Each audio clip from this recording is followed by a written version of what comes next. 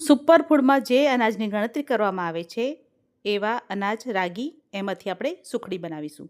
રાગીની સુખડી બનાવવા માટે અહીં મેં 2 બાઉલ રાગીનો લોટ લીધો છે.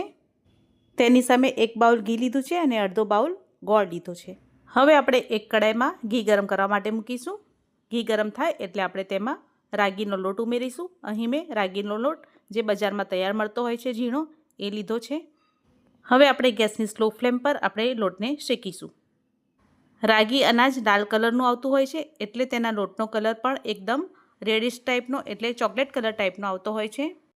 10 થી 12 મિનિટ માટે સ્લો ફ્લેમ પર લોટને શેક્યા બાદ હવે લોટ શેકાઈને તૈયાર છે. હવે આપણે તેને ગેસ પરથી નીચે ઉતારી લઈશું. ગેસ પરથી નીચે ઉતારીને આપણે તેમાં ગોળ એડ કરીશું.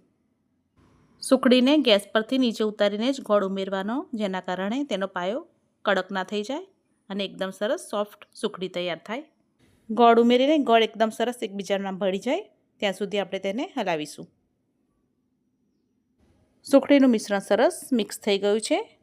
બચેલું ઘી પણ આપણે તેમાં એડ કરી લઈશું અને બધું સરસ રીતે હલાવીને મિક્સ કરી લઈશું.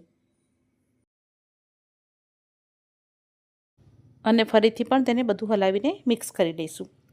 હવે આ મિશ્રણ મિક્સ થઈ ગયું છે. હવે આપણે તેને ઘીથી ગ્રીસ કરેલી થાળીમાં આપણે તેને ઢાળી દઈશું.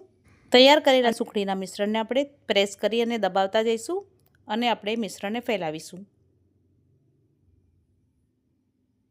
હવે વાડકીના તળિયા ઉપર આપણે ઘી લગાવી લઈશું અને સુખડીને આપણે એકદમ સરસ લીસી કરી દઈશું. અને જ્યારે સુખડી ગરમ જ છે ત્યારે આપણે તેને કટ આપી દઈશું. રેસીપી દરમિયાન હું આપ સૌને રિક્વેસ્ટ કરીશ કે મારી ચેનલને લાઇક, શેર અને સબસ્ક્રાઈબ ચોક્કસથી કરજો.